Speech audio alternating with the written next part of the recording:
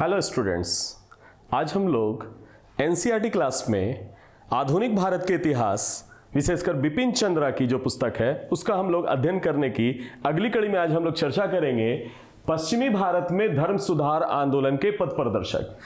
जैसा कि हम लोगों को पता है कि सामाजिक धार्मिक सुधार आंदोलन जो कि बंगाल से प्रारंभ हम लोग देखते हैं, तो जो उस तरह के जो समाज सुधार में जो विचार थे उसका प्रभाव जो है काफी हद तक पश्चिमी भारत भी देखने को मिला।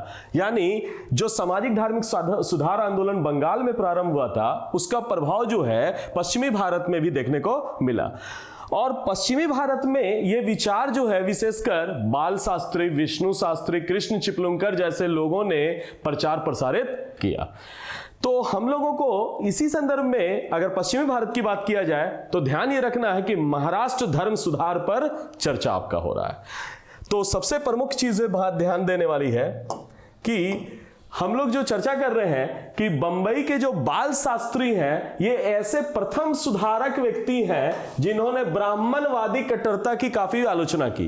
यानी जो ब्राह्मणवादी विचारधारा समाज में थी उसकी आलोचना की, और जो हिंदू समाज में जो भी उस समय जो कुरीतियां थी व्याप्त थी उस समाज की कुरीतियों में सुधार लाने का, कुरीतियों में सुधार लाने का प्रयास किया।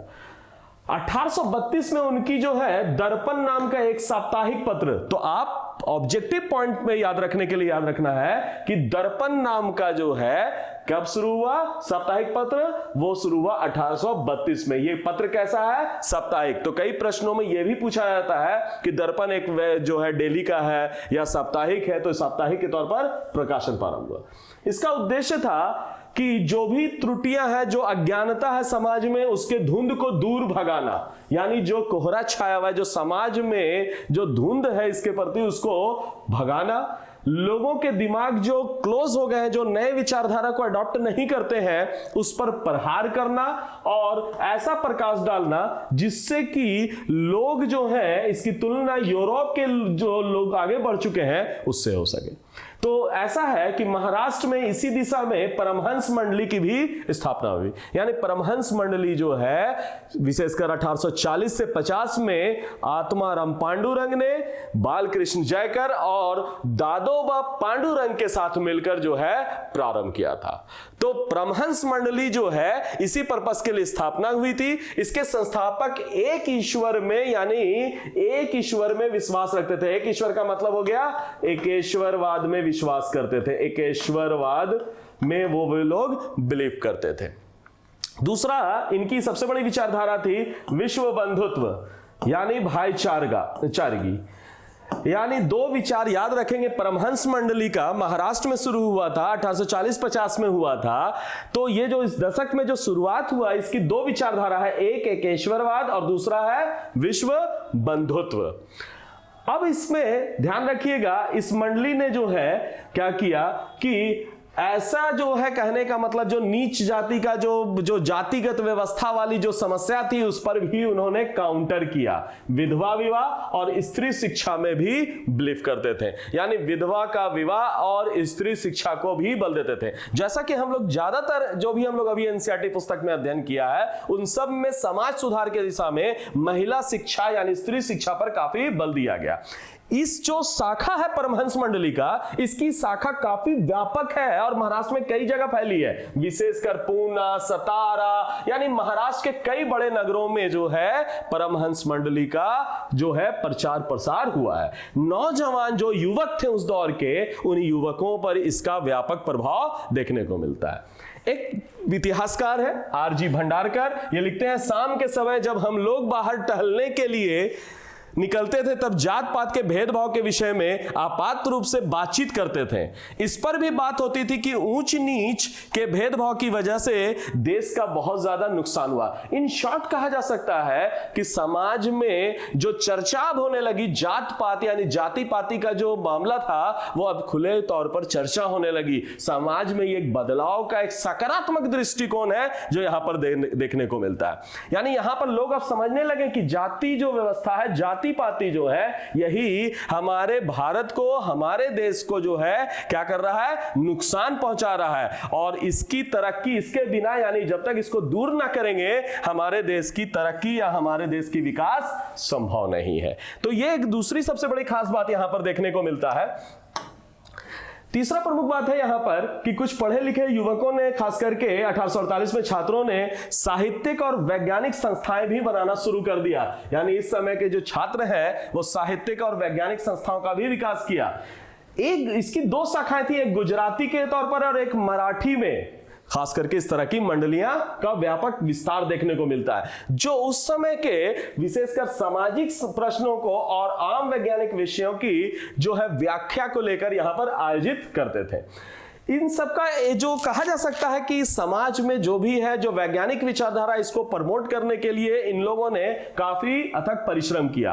और विशेषकर हमने जैसा भी कहा, समाज सुधार में एक चीज पॉइंट आउट करना है, महिलाओं की शिक्षा के लिए कई स्कूल भी प्रारंभ किए गए। इसी दिशा में आगे हम लोग अगर बात करें तो जैसा कि हम लोग देख रहे हैं ज्योतिबा फुले है ना, और उनकी पत्नी है सावित्रीबाई फुले। तो इन दोनों ने जो है काफी योगदान दिया है। तो 1851 में ज्योतिबा फुले और उनकी पत्नी का क्या नाम है, याद रखना है, सावित्रीबाई फुले। कई बार ऐसे भी होते हैं कि प्रश्न में पूछे जाते हैं किसी के परिवार के लोगों का नाम भी, तो चर्चित व्यक्ति हैं, खास करके दोनों का बड़ा योगदान है। एक है ज्योतिबा फुले और दूसरे उनकी पत्नी जिनका नाम है सावित्रीबाई फुले। पूना में इन्होंने लड़कियों के लिए एक स्कूल खोला, जो इसके बाद जो है स्कूल कई और खुल गए, कई स्कूल समाज में और ज्यादा खुल गए और सक्रिय रूप से इन्होंने बढ़ावा दिया। इस दो चीज में जो इस तरह का जो प्रचार प्रसार हो रहा था उसमें दो व्यक्ति का नाम बड़ा इंपॉर्टेंट है, याद रखना हम लोगों को। जगन्नाथ सेठ एक आदमी है, दूसरा भाऊ दाजी। इन दोनों का नाम विशेष तौर पर उल्लेखनीय मिलता है। इसके अलावा फुले ने महाराष्ट्र में, याद रखना है, फुले ने कहां पर किया है, तो महाराष्ट्र में जो है विधवा विवाह आंदोलन की अगली पंक्ति के नेता भी, यानी ये भी जो है विधवा विवाह के समर्थक हैं, समाज में बदलाव लाना चाहते हैं। 1850 में विष्णु शास्त्री पंडित ने विधवा विवाह समाज स्थापित किया। तो हम लोग को ऑब्जेक्टिव के तौर पर यहां पर भी पॉइंट आउट कर लेना है, विधवा विवाह समाज किसने, विष्णु शास्त्री पंडित, विष्णु शास्त्री पंडित ने किया है। इसके अलावा करसोन दास मालजी इस क्षेत्र के दूसरे महत्वपूर्ण कार्यकर्ता थे। इन्होंने गुजराती भाषा में विधवा विवाह के समर्थन के लिए क्या किया है, सत्य प्रकाश। तो ये भी हमको याद रखना है, सत्य प्रकाश नाम है इसका। तो वेरी वेरी इंपॉर्टेंट है ये एकदम पॉइंट आउट किए रहिएगा। अब आते हैं महाराष्ट्र में, चूंकि हमने जैसे ही बोला प्रगति हो रहा है, समाज सुधार हो रहा है, तो नई शिक्षा महाराष्ट्र में देखने को मिला, नए सामाजिक सुधार हुए हैं। और इसमें एक और अग्रणी नेता है गोपाल हरि देशमुख, बड़े इंपॉर्टेंट आदमी है। जैसा कि आपको पता भी होगा, महाराष्ट्र के समाज सुधारकों में इनका नाम बड़ा योगदान है। नाम क्या है, गोपाल हरि देशमुख। और गोपाल हरि देशमुख को कहते क्या है, लोकहितवादी। आप याद रखिएगा, लोकहितवादी के नाम से वो उनको उपनाम दिया गया है ना, लोकहितवादी। तो इनका नाम याद रखिएगा। इन्होंने जो है यानी लोकहितवादी दिया गया है, आधुनिक मानवतावाद और धर्मनिरपेक्ष मूल्य पर बल दिया है। यानी मानवतावाद को बल दिया है और धर्मनिरपेक्ष मूल्य के सिद्धांतों को के आधार पर समाज का पुनर्गठन करना चाहते हैं, जैसा कि आप बुक्स में पढ़ भी रहे होंगे, है ना। तो इस समाज के पुनर्गठन की वकालत किया। इसके अलावा गौर कीजिएगा, ज्योतिबा फुले, जैसा कि हम अभी पीछे हम लोग अध्ययन कर रहे थे, तो उन्होंने भी क्या किया कि काफी समाज में जातिगत व्यवस्था आदि चीजों को लेकर काफी प्रहार किया। तो कहा जा सकता है कि जो उस समय समाज में निम्न तबका था, निम्न तबके के लिए जो है सामाजिक स्थिति को जो है वो लोग अच्छे से समझते थे और इसमें व्यापक बदलाव लाना चाहते थे। समाज में किसी खास जाति का जो श्रेष्ठता था, उस श्रेष्ठता के बाह्य आडंबर को वो तोड़ने का भी प्रयास किए। इसी दिशा में एक और नाम है जो समाज में काफी बदलाव लाए हैं, जैसा कि चित्र देख भी रहे होंगे, दादा भाई नौरोजी। दादा भाई नौरोजी बंबई के एक बड़े समाज सुधारक हैं। बंबई में इन्होंने समाज में काफी बदलाव लाने के लिए काम किया और जैसा कि आपको पता होगा इन्होंने पारसी धर्म सुधार संगठन के संस्थापकों में से एक हैं। फिर से याद रखना है ऑब्जेक्टिव क्वेश्चंस के लिए, दादा भाई नौरोजी, बंबई, पारसी धर्म सुधार संगठन। स्वाभाविक है पारसी में धर्म सुधार को लेकर वो जो है काफी कह सकते हैं अग्रणी नेता थे। इस संगठन की सबसे बड़ी विशेषता महिलाओं को कानूनी हक दिलाने, चूंकि उस समय उस समाज में भी महिलाओं की स्थिति बहुत अच्छी नहीं थी, तो कानूनी हक दिलाने के लिए पारसी लोगों की शादी और उत्तराधिकार संबंधी कानून बनाने के लिए आंदोलन चलाए। तो आप अगर ऑब्जेक्टिव के लिए तैयार कर रहे हैं या सब्जेक्टिव भी पढ़ रहे हैं तो ये वेरी वेरी इंपॉर्टेंट है, इसको VVI के तौर पर देखा जा सकता है। इस पॉइंट को आप लोग जरूर नोट कर सकते हैं। सुधारकों ने जब शुरू किया अपना संघर्ष, तो संघर्ष के लिए जैसा कि आपको पता है, हमने पहला क्लास जब हम लोग अध्ययन शुरू किया था तो हम लोगों ने चर्चा किया था कि जो संघर्ष जो है उस संघर्ष के लिए उस समय के भारतीय भाषाओं में, साहित्यों में सब लिखी जाती थी बातें, समाज की बातों को लिखा जाता था और वही प्रचार प्रसार का माध्यम है। तो समाज सुधार में पत्र पत्रिकाओं का बड़ा योगदान है, जैसा कि हम लोगों को देखने को मिलता है। भारतीय भाषाएं में लिखी जाने लगी। इसी संदर्भ में कई पाठ्य पुस्तकों की रचना भी हुई। उदाहरण के लिए ईश्वर चंद्र विद्यासागर, जैसा कि आपको नाम से पता है, पहले से हम लोग अध्ययन किए हैं, है ना, रविंद्रनाथ ठाकुर, इन लोगों ने भी काफी जो है प्रारंभिक तौर पर इस दिशा में सकारात्मक प्रयास किए। अगर किसी स्टूडेंट ने इनके बारे में विशेष ज्ञान नहीं हासिल किया है तो बिल्कुल हमारे पूर्व के वीडियो में जाकर आपको उसे देख सकते हैं, उसमें सारी चर्चा विशेषकर की गई है ईश्वर चंद्र विद्यासागर के बारे में, देवेंद्रनाथ ठाकुर के बारे में। दोनों बंगाल के जो है, बंगला के प्रारंभिक कक्षाओं में पाठ्य पुस्तकों में जो है इस सब चीजों को तैयार किया गया और इस तरह के मॉडल पे पढ़ाया जाता है। तो ये बड़ा खास है कि ये समाज सुधारकों में आप देखा जा सकता है कि इनकी सबसे बड़ी खासियत है कि इन सब तरह का विचार को प्रमोट किया। अब है ये सब जो कह रहे हैं समाज में आधुनिक है, सुधारवादी है, विचारों का प्रसार किया और भारतीय भाषाओं, चूंकि उस समय समाज में बहुत ज्यादा लोग अंग्रेजी नहीं पढ़े हुए थे, समाज में बहुत ज्यादा उतना ज्ञान नहीं था, तो समाज में भारतीय भाषाओं को ही चुना।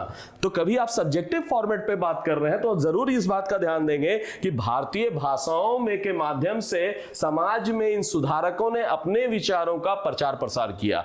चूंकि दो तरीके से समाज में जो है विचारधारा को प्रमोट किया जाता है, एक तो है पत्र पत्रिकाओं के माध्यम से और दूसरा है सरकार के माध्यम से जो समाज में बदलाव लाना था, कानून का निर्माण करने में कहीं ना कहीं आंदोलन करना। और कई नेताओं ने, समाज सुधारकों ने उस समय आंदोलन किया जिसके परिणाम स्वरूप कई कानून भी बने, जैसे सती प्रथा उन्मूलन अधिनियम कानून नंबर 29 यानी कि 1829 में हुआ है और यह कानून नंबर 17 था। तो उसी तरह से यहां पर हुआ है। फिर विडो रीमैरिज एक्ट है, जैसे कि हम लोग जानते हैं 1856 में। तो इस तरह से इन लोगों ने काफी प्रयास किया और समाज में एक नई विचारधारा, एक नए जो है समाज की परिकल्पना प्रस्तुत की। तो आज हम लोगों का क्लास यहीं पर समाप्त हो रहा है। धन्यवाद।